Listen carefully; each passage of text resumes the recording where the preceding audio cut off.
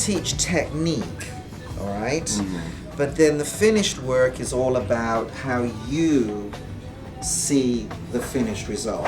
That you can't teach. That comes from like in here. The whole purpose of today is for you to be so excited about what we've gone through that you just can't wait to go back to the salon and try it.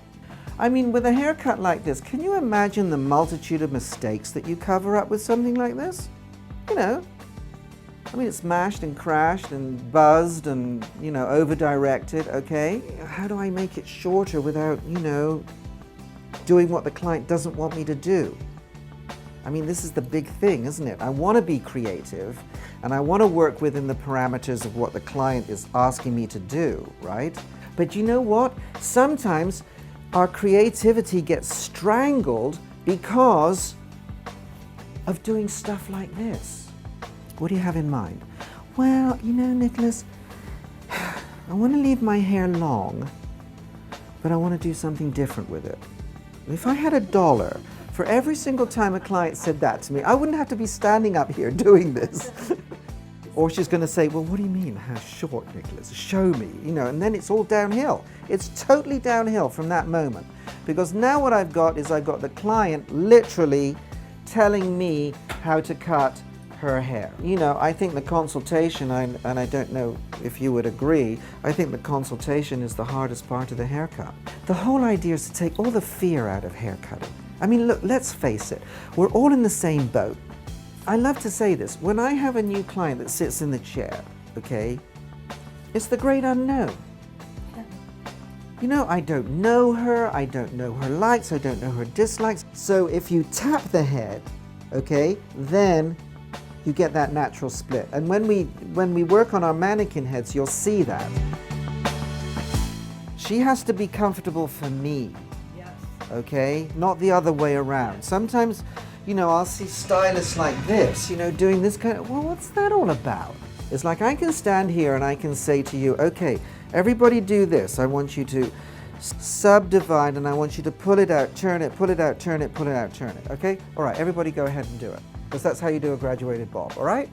You know, that's not educating. That's just, then what you're doing is you're literally mimicking what I'm telling you to do without understanding why.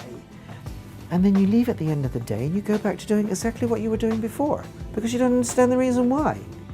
Yeah, I didn't part that part out yet. Okay. No, that has to be done first. Always. Oh, yeah. okay. What I do is I always look for the natural part first. Today, because this is the very first time, don't care what it looks like. Good. No, I'm serious. I mean, because it's all about understanding why you have to do what you have to do today. There's none of this and then combing it. Every single section has to stand on its own because this is going to be my guideline for my next section, right? Now, this is a problem that I see with a lot of stylists is they want the hair when it's wet to look the way they want it to look when it's dry. That's and it's all the not, fluffing, yeah, fluffing and going exactly, and it's never going to be that way. Picking up my previous section, pulling this straight out from the head, okay? Making sure that my fingers are pointing at the ceiling, then I turn, right? And then I cut. What I see you being is like really, really over compensating. You're I'm being a wimp. Well, you're not being a wimp, taking but less you're rather than more. That's the way I do it. That's the way I roll. All right. Why would I leave this longer than that? You wouldn't. Exactly. Yeah. Yeah, you see? Not purposely. Right. See? I always cut this. I know you do. And then you go and hit the client in the head. Always. Yeah. And then you lift it to get it out of the client's head, and then then you lost your line. Drag it, turn, fingers against the head. Okay? Lots of tension. So don't go straight across. No, because otherwise you'll end up with this line being straight like that, yeah. Bring it out. When the ends of the hair get into the brush, okay, I take the dryer away, turn. When the ends of the hair come back into the brush, then I put the dryer back on again. What's the balance point in my hand? My middle finger. What is it that we have to do with all of these haircuts? We have to make them balance. I mean, I rest my case.